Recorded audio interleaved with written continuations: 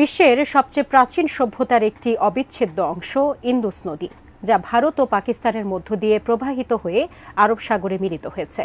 এই নদী শুধু ইতিহাসের সাক্ষী নয়, এর তীরে গড়ে উঠেছিল ইন্দুস সভ্যতা। ইন্দুস নদীকে ঘিরে রহস্য, ইতিহাস এবং অসংখ্য কাহিনী আজও বয়ে চলে। আর এখন এই নদীতে সন্ধান পাওয়া গেল সোনার। এ নিয়ে বিস্তারিত জানাচ্ছেন শিহাব ইসলাম। ভারত এবং পাকিস্তানের ইতিহাসে অত্যন্ত গুরুত্বপূর্ণ এক নদী ইন্দুস। প্রাচীন সিন্ধু সভ্যতার আধার হিসেবে পরিচিত এই নদী বর্তমানে সোনা বহন করার জন্য আলোচিত হচ্ছে। বিশেষজ্ঞদের মতে ইন্দুস নদী এখন সোনার বৃহৎ উৎস হিসেবে খ্যাতি লাভ করছে। পাকিস্তানের পাঞ্জাব প্রদেশের বিশেষ করে আত্তক জেলার কাছে এই নদীতে উল্লেখযোগ্য পরিমাণ সোনা এবং মূল্যবান খনিজ পাওয়া গেছে। বিশেষজ্ঞরা বলছেন, উত্তরের পর্বত এলাকা থেকে দ্রুতগামী পানি সোনা ও অন্যান্য মূল্যবান খনিজ বহন করে নিয়ে এসে ইন্দুস নদীর তলায় জমা হয়।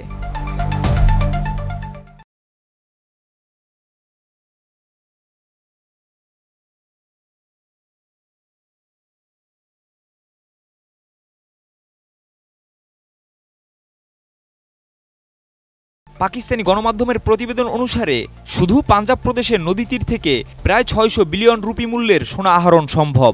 তবে বেআইনি খননের কারণে এই খনিজের বড় অংশ সরকারের হাতে পৌঁছায় না। এই পরিস্থিতি মোকাবেলায় পাঞ্জাব প্রদেশের হোম ডিপার্টমেন্ট নদী তীরবর্তী এলাকায় সোনা আহরণের ওপর নিষেধাজ্ঞা জারি করেছে এবং ধারা ১৪৪ প্রয়োগ করে খনন কার্যক্রম বন্ধ করার চেষ্টা করছে। তবে শীতকালে পানির স্তর কমে গেলে স্থানীয়রা আবারও অবৈধভাবে সোনা আহরণ শুরু করে। অভিযোগ উঠেছে, ভারী যন্ত্রপাতি ব্যবহার করেও এই কাজ করা হচ্ছে।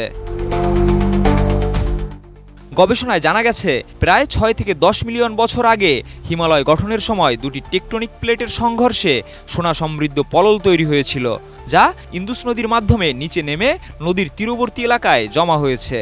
পাকিস্তানের ডেইলি পার্লামেন্ট টাইমসের প্রতিবেদনে দাবি করা হয়েছে, এই সোনার পরিমাণ প্রায় ৩২.৬ মেট্রিক টনের সমান এবং এটি প্রায় ৩২ কিলোমিটার এলাকা জুড়ে বিস্তৃত। এর বাজার মূল্য প্রায় ৬০০ বিলিয়ন পাকিস্তানি রুপি।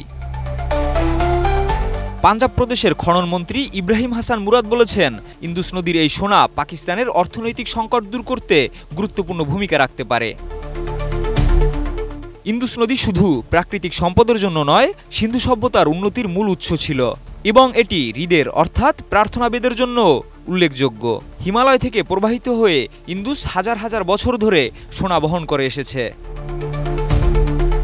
এখন পাকিস্তানের সরকারের জন্য একটি বড় চ্যালেঞ্জ হয়ে দাঁড়িয়েছে অবৈধ সোনা আহরণের সমস্যা সমাধান করা এবং এই প্রাকৃতিক সম্পদকে দেশের অর্থনীতির উন্নয়নে সঠিকভাবে কাজে লাগানো। ইন্দুস নদীর এই সোনার খনি পাকিস্তানের ভবিষ্যতের জন্য অত্যন্ত গুরুত্বপূর্ণ হয়ে উঠতে পারে।